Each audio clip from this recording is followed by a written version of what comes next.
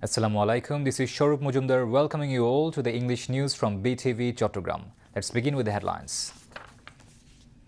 UN Secretary-General Antonio Guterres to visit Bangladesh from 13th to 16th March at invitation of Chief Advisor Professor Mohammad Yunus.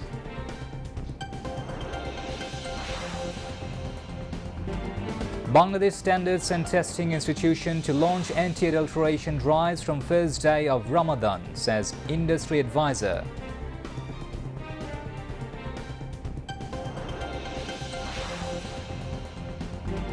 Home Affairs advisor makes surprise inspection of patrol of different law enforcement agencies aimed at maintaining public safety and law and order.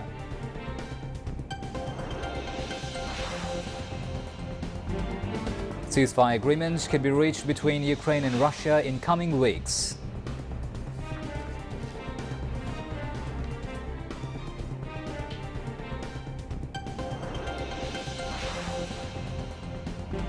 And England chasing target of 326 runs set by Afghanistan in ICC Champions Trophy at Gaddafi Stadium in Lahore of Pakistan.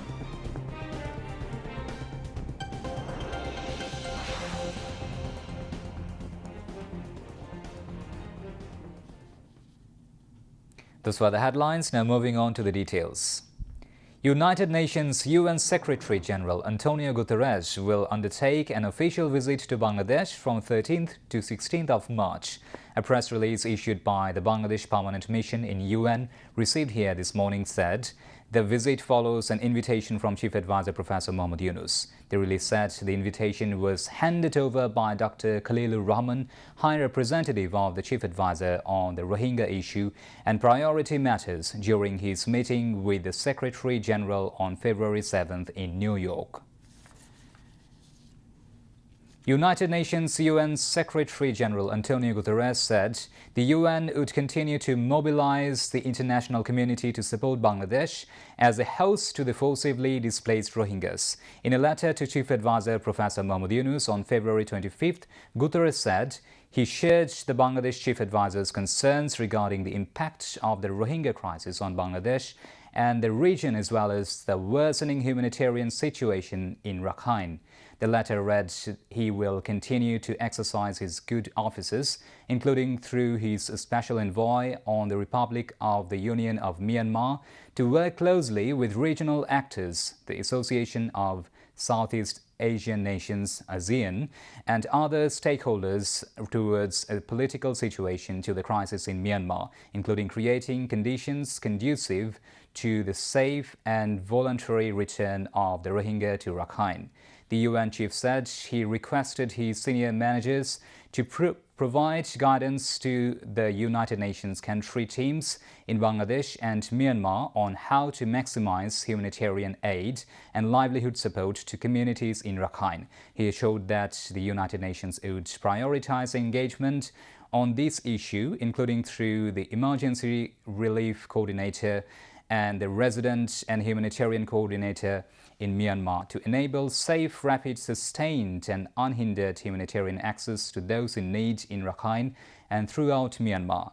Guterres hoped that the high-level conference on the situation of Rohingya Muslims and other minorities in Myanmar would be an opportunity to galvanize renewed global attention and contribute to developing a wider range of solutions for Rohingya and other minorities. The UN Secretary-General reiterated the strong solidarity of the United Nations with Bangladesh and its support for the transition process under the leadership of Professor Mohammad Yunus.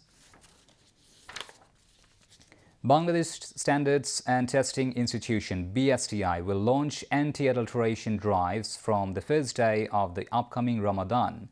As many as 3 mobile courts will launch the drives every day in the capital. In addition, more than 1 court will do it at district and upazila levels. Industry advisor Adilur Rahman Khan said this at a press conference in the Industries Ministry today.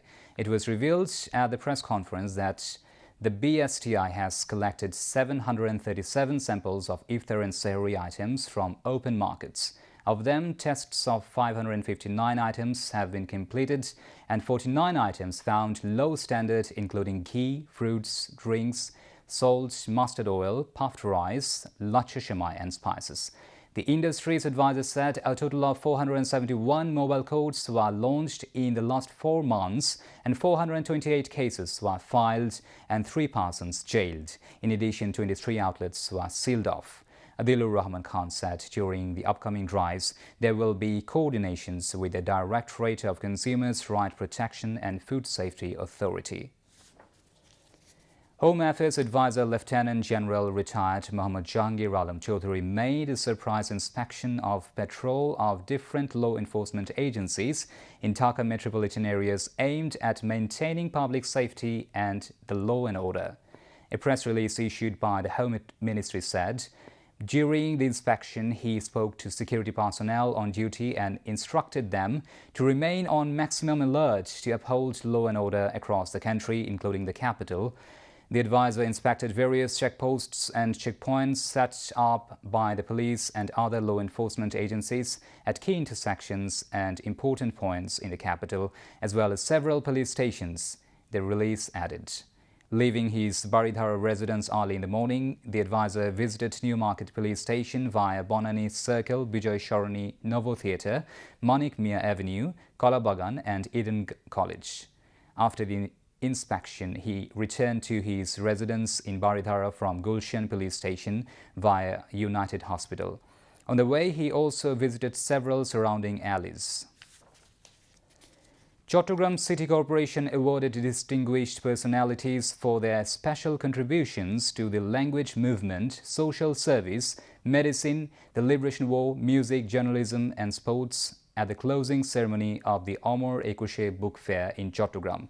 The awardees are Badiul Alam Chaudhary posthumous, Professor Dr. Shukamal Borua, Professor Dr. Imran bin Yunus, valiant freedom fighter Shahabuddin Ahmed Chaudhary, Lion Cameron Malik, Nakib Khan, Jahidul Karim Kochi, Tamim Iqbal, Professor Ahsabuddin posthumous, Professor Dr. Salimullah Khan, Mizanur Rahman Shamim, Professor Dr. Pranab Kumar Chaudhary, Zillur Rahman, Farzana Rahman Shimu. They received the award from the Chief Guest Environment, Forest and Climate Advisor Sayyida Rizwana Hassan.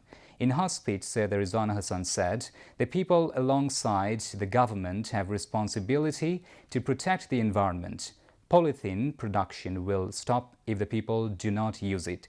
She called for taking legal action against the main culprits responsible for cutting hills instead of punishing the hill-cutting workers to protect the hills of Chattogram. Chattogram City Mayor Dr. Shadat Hussain presided over, while Additional Secretary of the Ministry of Commerce Nazneen Kausar Chaudhary, Chattogram Deputy Commissioner Farida Khanam, Doinik Azadi Editor M.A. Malik, Chief Executive Officer of Chattogram City Corporation Sheikh Muhammad Tawhidul Islam, Secretary Muhammad Ashraful Amin and Shahabuddin Babu of the Creative Publishers Association were present as the special guests on the occasion. The Appellate Division has granted leave to appeal hearing again regarding Jamaat-e-Islami leader ATM Azharul Islam's death sentence in the case filed on charges of crimes against humanity. The hearing will be held at the Appellate Division on April 22nd. The Appellate Division, led by Chief Justice Dr. Syed Rifat Ahmed, gave the order during a hearing on the review petition today. On December 30th in 2014, the International Crimes Tribunal sentenced ATM Azharul Islam to death. He appealed against the verdict on January 28th in 2015. On October 31st in 2019, a 4-member Appellate Division bench led by then Chief Justice Syed Muhammad Hussain upheld the death sentence of ATM Azharul Islam. The full verdict of the Appellate Division was published on March 15th in 2020. Chief Advisor's Senior Press Secretary Shafiqul Alam said the interim government is being forced to increase taxes to manage various unplanned projects initiated by the previous government. He made the remarks today at an event organized by the Development Journalists Forum of Bangladesh at the Planning Commission Auditorium. Shafiqul Alam mentioned that discussions are underway with foreign companies regarding the extraction of the country's mineral resources. The press secretary also said the interim government has brought the struggling economy to to a better position within 6 months. He alleged that there has been massive looting in the construction of model mosques across the country. Shafiqul Alam assured that commodity prices would remain stable during holy month of Ramadan. While speaking about the law and order situation, he said steps have been taken for improvement of the current situation. He also hoped that law and order would return to normal soon. A new student organization called Ganotantrik Chhatra Sangshad has emerged at the initiative of former coordinators of the anti-discrimination student movement. The name was announced at a press conference at the Modhur canteen of Dhaka University in the afternoon. Abu Bakr Mujumdar has been appointed as the central convener of the organization. In addition, Jahid Ahsan has been appointed as the member secretary and Tahmid al-Mudassir as the main organizer. And Ashrafa Khatun has been appointed as the spokesperson of the organization. It was announced at the press conference that the policy of the new student organization will be students first and Bangladesh first. They will work to implement the interests of students and citizens. The new student organization will neither follow anyone's lead nor implement the agenda of any mother party. The leadership of the new organization will be elected through a democratic process. Now, international news. Different sources have confirmed to the media that at least 49 Palestinians died in the prisons of Israel. Meanwhile, Israel has agreed to release Palestinian prisoners who are due to be freed last week in exchange for the bodies of 4 Israeli hostages. As Washington's top Middle East envoy said, talks for a second phase of the Gaza ceasefire deal remained on track. Palestinian militant group Hamas late Tuesday confirmed the release agreement negotiated under Egyptian supervision. In Washington, U.S. President Donald Trump's point person on the Middle East said Israeli representatives were already en route to talks on the next phase of the ceasefire deal. The first phase is supposed to end on Saturday, but negotiations planned for the rest of the process, which were to begin in early February, have not started. Hamas said it is ready to release in one go all the hostages remaining during the second phase. On Sunday, the group accused Israel of endangering the Gaza truce by delaying the release of 600 Palestinian prisoners. Israel justified the delay by citing concerns over how the hostages have been freed, with Prime Minister Benjamin Netanyahu describing the process as humiliating ceremonies. French President Emmanuel Macron said a ceasefire agreement could be reached between Ukraine and Russia in the coming weeks. He told this to Fox News after meeting with U.S. President Donald Trump at the White House.